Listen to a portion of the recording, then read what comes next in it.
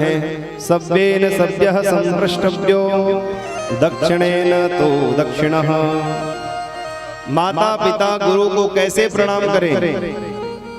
माता पिता गुरुजनों को कैसे प्रणाम करना चाहिए? दाहिने हाथ से दाहिना चरण और बायां हाथ से बायां चरण स्पर्श करके प्रणाम करना चाहिए। हाँ, ऐसे झुक करके मस्तक को चरणों में रख करके दाहिने हाथ से दाहिना और बाएं हाथ से बायां। बोले ऐसा क्यों? बोले पूरा पूरा करंट आना चाहिए, अर्थिंग और फेस बराबर होना चाहिए भैया। गलत गलत लगा दोगे तो फ्यूज। हाँ, इसलिए दक्षिण से दक्षिण और बाएं से बायां। सव्येन सव्यः संप्रष्टव्यो दक्षिणेन तो दक्षिणः। आप माता पिता गुरुजनों को प्रणाम करिए। और भगवान को कैसे प्रणाम करें? बोले पुरुष हैं तो दंडवत दंड की भांति लकड़ी जैसे पड़ी रहती है वैसे दंडवत भगवान को प्रणाम करना चाहिए। माताओं को कैसे प्रणाम करना चाहिए? बोले पंचांग प्रणाम करना चाहिए। घुटने को मोड़ करके उनको पंचांग भगवान को प्रणाम करना चाहिए। ये प्रणाम करने की विधि है। परंतु आजकल धीरे धीरे लोग प्रणाम करना भूल रहे हैं, नमस्कार करना भूल रहे हैं। इसलिए बड़े भाव से अपने गुरुजनों को माता पिता को प्रणाम करना चाहिए। महाराज सनत कुमारों ने उनको शाप दिया, आकर के उन्होंने क्षमा मांगी। क्षमा मांगी तो दया आ गई महात्माओं को, तो कहा चलो ठीक है, मनुष्य योनि में तो जाना पड़ेगा, परंतु एक बात सुन लो कि मैं तुम्हें आशीर्वाद देता हूं। मैना, धन्या और कलावती तुम्हारे गर्भ से माताओं का अवतार होगा। मैना तुम्हारे घर में भगवती जगदम्बा पार्वती के रूप में आएंगी।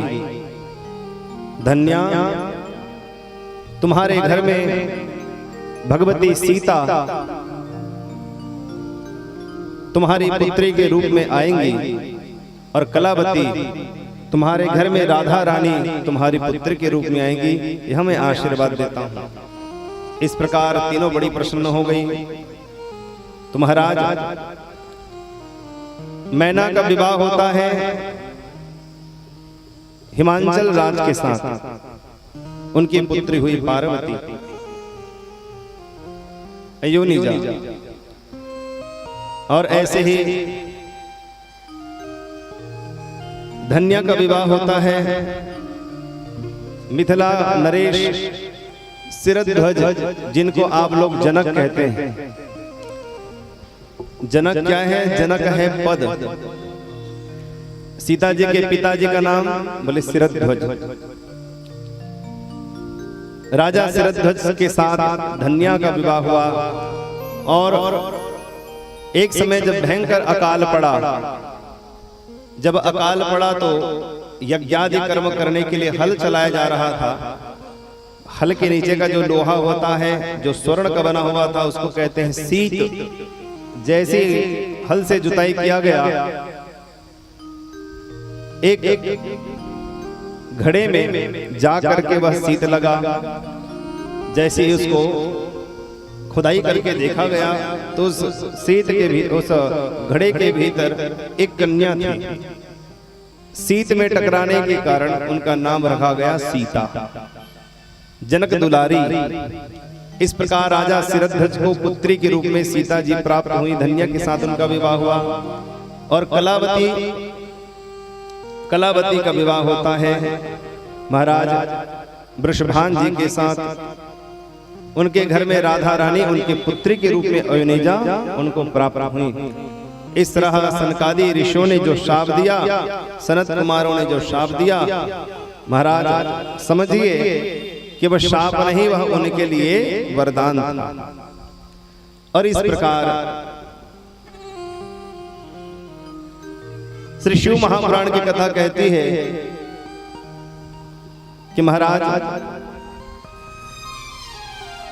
देवर्षि नारद जी ने प्रश्न किया ब्रह्मा जी से कि भगवती सती ने देह त्याग कर दिया, उसके बाद किस प्रकार भगवान भोले बाबा को उन्होंने प्राप्त किया।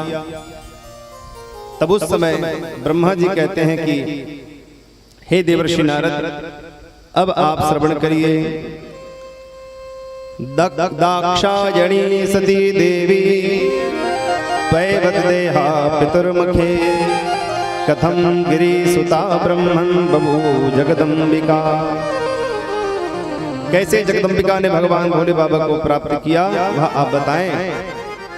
ब्रह्मा जी कहते हैं कि महाराज हिमांचल के पास समस्त देवता और हम जाकर के हमने निवेदन किया कि हे राजा हिमांचल, आप बड़े धर्मात्मा हैं और माता शिवा आपके घर में आपकी पुत्र के रूप में आएंगी, इसलिए माता शिवा की आराधना बड़े भाव से आप जो है करिए। माता शिवा की आराधना पत्नी सहित करने का आदेश ब्रह्मा जी ने प्रदान किया और इस प्रकार महाराज हिमांचल बड़े प्रसन्न हुए।